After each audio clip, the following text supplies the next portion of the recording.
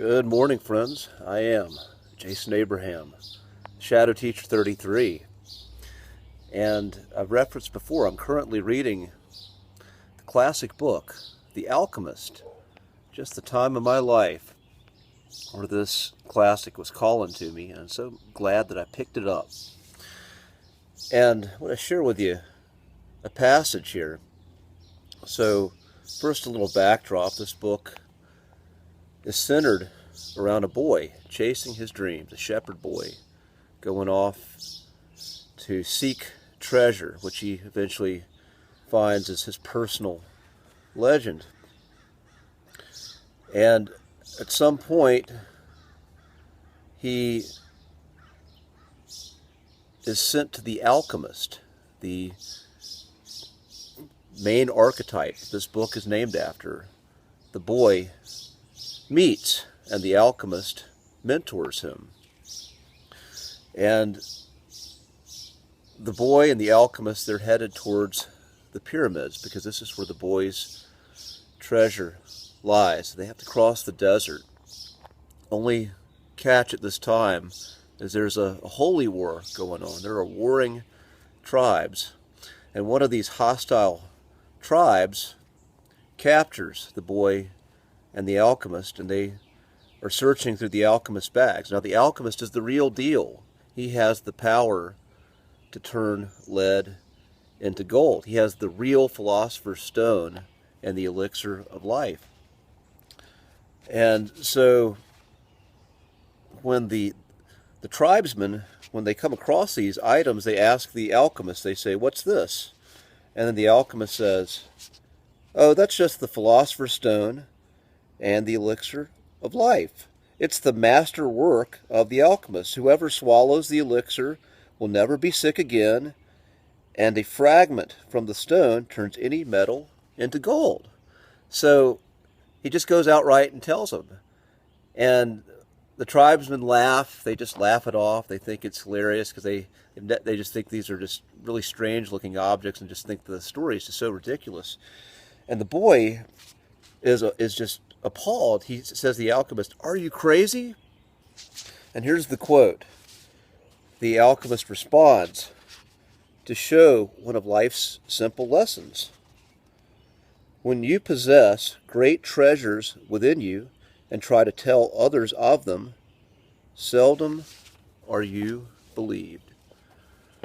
So that's it. When you possess great treasures in you and try to tell others of them, seldom are you believed.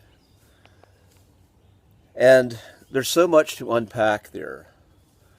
There's so many ways one can look at that quote, but let's look at the context here.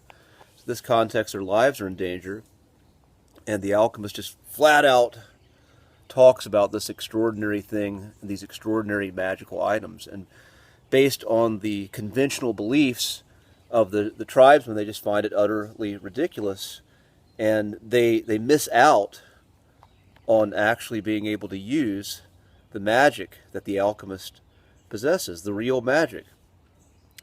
And this is sort of like the idea of casting pearls before swine the Bible talks about. And Jesus says the opposite here. He says, "Do not cast pearls before swine," but it's the same theme. It's that swine don't know what to do with them. They don't understand the true gems, the true magic and unique gifts that are in front of them all the time, that are in those who have tapped in to the great power within them. The swine do not understand them. And this is sort of what the alchemist is saying, but the opposite point of that. Just go out. If you know something, if you've had a transcendent magical experience, you just go out and say it, share it. And those who are stuck in a worldly mindset of the Matrix that could do harm to you, they're not going to believe you anyway, so it doesn't really matter.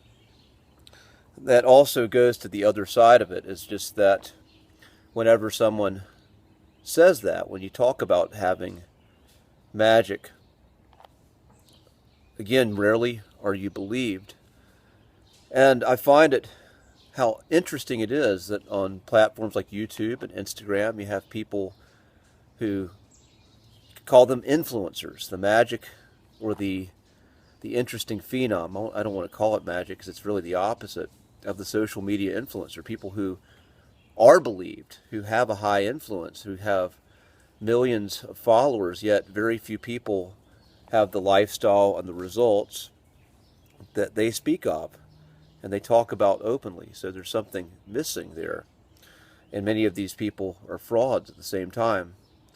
And yet, in our everyday world, there are unassuming masters in our midst all the time. There are unassuming masters who have possession of great truths that are always embodying those truths, yet your average person doesn't see it. They don't see it because of the way they're conditioned. But those who, again, when you go on that quest for truth, then you're going to be able to see it.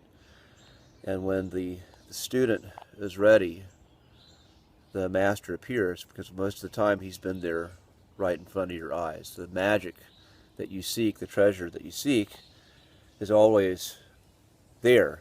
And then ultimately, it's always within you. The master doesn't have something that you don't possess. They teach you, or they see you, and then you see what's within yourself. And that is one of the great truths of life that's right there in front of our face, though much of the time we refuse to acknowledge it. Hero's journey. That being said, I'm going to end this transmission. Be strong, be well, and I will see you on the other side, my friends.